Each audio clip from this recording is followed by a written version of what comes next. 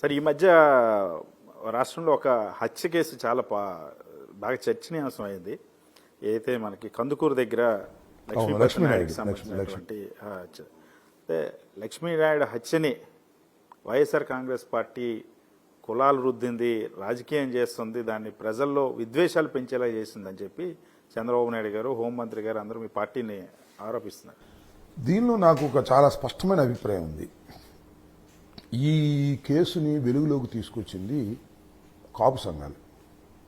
అంటే లక్ష్మీనాయుడు అనే వ్యక్తి ఒక కాపు పేద కుటుంబానికి చెందిన వ్యక్తి. అతను 2వ తారీఖు చనిపోతే అసలు పట్టించుకోలేదు ప్రభుత్వం, మొహం కూడా చూడలేదు.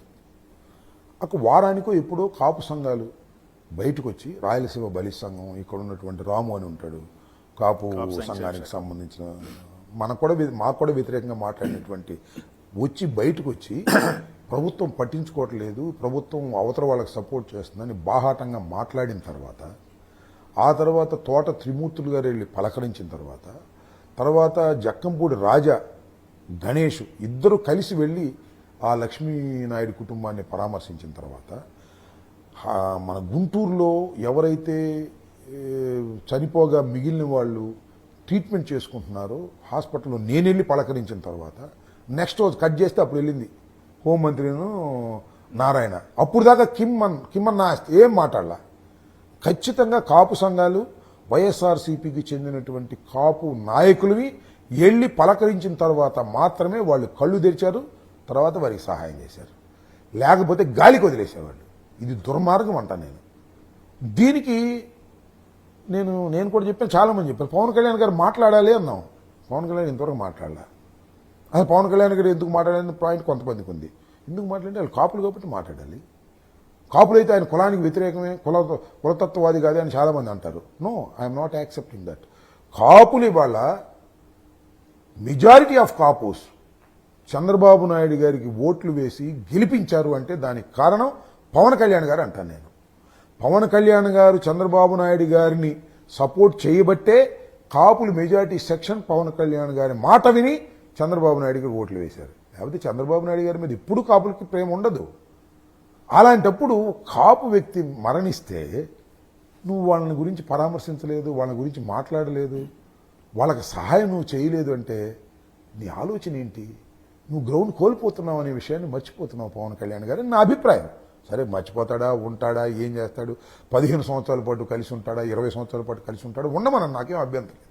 కానీ నీ అభిమాని, నీ కులం వాడు చంపబడితే అరే రే ఇది తప్పే అని అనలేకపోయావంటే ఎక్కడున్నావు నువ్వు? ఏం చేస్తున్నావు నువ్వు? సాక్షాత్ మీరు చెప్పినట్టు కాపు సంక్షేమ సంఘం నాయకుడు దాసరి రాము వచ్చి ప్రెస్ మీట్ పెట్టి పవన్ కళ్యాణ్ రెస్పాండ్ అవ్వాలి, పవన్ కళ్యాణ్ స్పందించాలి, ఈ ప్రభుత్వాన్ని మేము గెలిపించాము అని చెప్పినప్పటికీ కూడా ఈ రోజుకి కూడా ఎందుకు పవన్ కళ్యాణ్ దానిపైన రెస్పాండ్ అవ్వడానికే నచ్చలేదు? I don't know that. చాలా తప్పు చేస్తున్నాడు అనేది నా అభిప్రాయం. నీకు ఒరిజినల్గా ఉన్న గ్రౌండ్ నువ్వు వదిలిపెట్టుకుంటున్నావు. చంద్రబాబు ఉచ్చులో పడ్డావు, నువ్వు చంద్రబాబు ట్రాప్లో పడ్డావు. చంద్రబాబుని నువ్వు మొయ్యాలనుకుంటున్నావు, అనుకో, తప్పులేదు. కారణాలు ఏంటో నాకు తెలియదు. చంద్రబాబు నువ్వు మొయ్యాలనుకుంటున్నావు, మొయ్యి. కానీ నీ గ్రౌండ్ కోల్పోతున్నావు, నీ వ్యక్తిత్వాన్ని కోల్పోతున్నావు, నీ పోరాట పటిమను కోల్పోతున్నావు.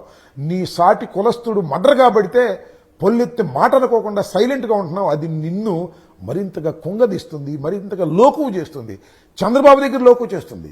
చంద్రబాబు నేను లెక్క చేయడం సమయం వచ్చినప్పుడు చంద్రబాబు సంగతి నీకు తెలియదు పూర్తిగా. మాకు తెలుసు, చాలా సంవత్సరాల నుంచి పరిశీలిస్తున్న వ్యక్తులుగా మాకు తెలుసు. చంద్రబాబు అనేవాడు ఒక మహారాక్షసుడు. ఎంతోమందిని మింగుతాడు. ఎక్కడ మింగుతాడు? పక్కన ఉన్న వాళ్ళని మింగుతాడు, దూరంగా ఉన్న వాళ్ళని మింగలేడు. నిన్ను మింగుతున్నాడు, గుర్తుపెట్టుకోమని. నేను మాకేమీ పవన్ కళ్యాణ్ మీద జాలి లేదు, దయ లేదు. పవన్ కళ్యాణ్ పెరగాలని కాదు, కానీ నీ వ్యక్తిత్వాన్ని కోల్పోతున్నావు. సాక్షాత్తు నిండు శాసనసభలో బాలకృష్ణ చిరంజీవి గారిని ఉద్దేశించి అంత ఘోరంగా మాట్లాడితే చిరంజీవి గారి సొంత అభిమానులు అందరూ కూడా రియాక్ట్ అయ్యారు, రోడ్డెక్కారు, ఆందోళన చేశారు. కానీ సొంత తమ్ముళ్ళు ఇద్దరు, నాగబాబు స్పందించలేదు, పవన్ కళ్యాణ్ స్పందించలేరు. ఇద్దరు కూడా సభలో ప్రాతినిధ్యం ఉన్న వాళ్ళు, ఈ సభలో ఒకరు, ఆ సభలో ఒకరు. అయినా ఎందుకు వాళ్ళు స్పందించలేదని నాకైతే ఏమి అర్థం కావట్లేదు. అంటే పవన్ కళ్యాణ్ ఆయన మాటలు చూస్తే ఒక పోరాట యోధుడిలాగా ఉంటుంది, కానీ ప్రాక్టికల్గా చూస్తే అధికారానికి బానిసని నాకు అనిపిస్తుంది. వాళ్ళ నాగబాబు కానీ లేకపోతే పవన్ కళ్యాణ్ గారు కానీ ఇలాంటి దుస్థితుల్లో ఉండవలసిన అవసరం ఉందా ఒక పొలిటికల్ పార్టీగా? నేననేది ఏంటంటే చాలామంది అభిప్రాయం, అది నిజమో కాదో నాకు తెలియదు, పవన్ కళ్యాణ్ సపోర్ట్ చేయకపోతే చంద్రబాబు నాయుడు అధికారంలోకి వచ్చి ఉండేవాడు కాదు అనేది చాలామంది అభిప్రాయం. నిజమా కాదా అది భగవంతుడు తెలియాలి. ఆ ఈక్వేషన్స్ ఏంటో మనకు తెలిసినా కూడా అది తప్పు కావచ్చు. అలాంటి పవన్ కళ్యాణ్ గారు ఇంత ఘోరమైన అవమానాలు జరుగుతుంటే నువ్వెందుకు సైలెంట్గా ఉంటున్నావు అనేదానికి ఈ ప్రశ్నకు సమాధానం ఏది? ఈ ప్రశ్నకు సమాధానం వాళ్ళే చెప్పాలి.